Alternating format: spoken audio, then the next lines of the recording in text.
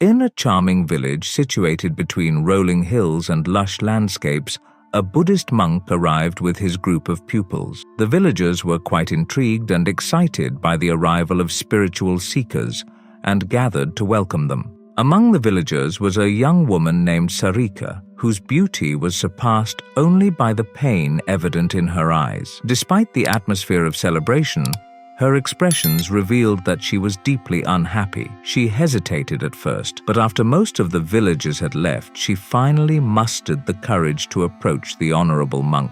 The monk welcomed her warmly, sensing her inner struggle, and invited her to share her thoughts. "Respected monk," Sarika began, her voice soft but filled with emotion, "my husband and I were joined in marriage out of find for each other.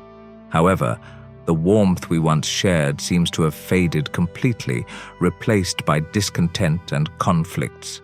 Please guide me. How can we mend the fractures in our relationship?" The perceptive monk listened attentively. He motioned for her to sit, surrounded by his pupils, who were also keenly observing the interaction. "My child," he spoke gently, "any relationship poses challenges in the long run, due to the natural fact that we all have different personalities. It is not uncommon for the initial glow of affection to fade, but what matters is how you navigate these challenges. Often, we tend to expect that others should mirror our thoughts and actions, but once we realize that we all are different from each other, we can cultivate the ability to understand the other person, their motives and their actions better."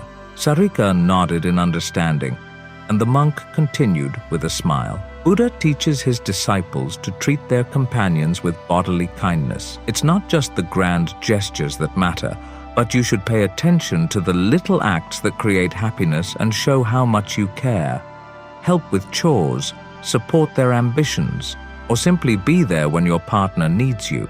These small acts of love add up over time and create a mutual understanding and value in your relationship." Words have immense power, and that's why Buddha advises that treating your companion with verbal kindness is just as important as physical acts of kindness. Speak words of encouragement, appreciation, and warmth, as positive communication strengthens our emotional bonds. Each one of us likes to listen to pleasant words, and our hearts surrender in front of kindness, even when we are in the middle of an argument. Perhaps the most crucial principle is treating your companions with mental kindness. "Mental kindness, Guruji? What does that mean?" Sarika inquired. "Your thoughts shape your actions and words, therefore, you should cultivate thoughts of understanding and compassion. When your mind is filled with kindness, you spread an aura of positivity, whether your partner is directly in front of you or not. Now, my child, do you remember what most of us were taught as kids? Sharing is caring." "Yes, Guruji," Sarika as well as the other pupils replied in unison. The monk continued, "Buddha encourages us to share without reservation. Whether it is a delicious meal, a joyous moment, or even a challenge or hurdle in your path, share it with your partner." So sharing is one of the most important ingredients in a relationship. Next, you should keep in mind that virtue is the foundation of a healthy relationship. In order to be virtuous, you must uphold moral principles, be trustworthy, and abstain from actions that harm the trust between you and your partner. Virtuous behavior builds a foundation of trust and loyalty.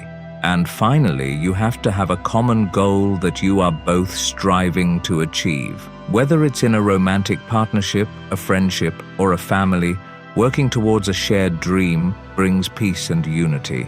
When everyone is aligned with a common purpose, it eases conflicts and nurtures a sense of togetherness. Let the timeless teachings of Buddha be a guiding light for you, and remember that relationships require effort and understanding. Sarika finally got up, bowing deeply in front of the teacher. "Thank you, O wise monk, for sharing your wisdom with me and easing my troubles." With newfound understanding, Sarika left the presence of the monk, determined to apply the teachings to breathe life into her marriage once more. If you were also inspired by these principles, don't forget to hit the like button, share this video with your loved ones, and subscribe for more insightful content. Thank you for joining us today, and we'll see you in the next video.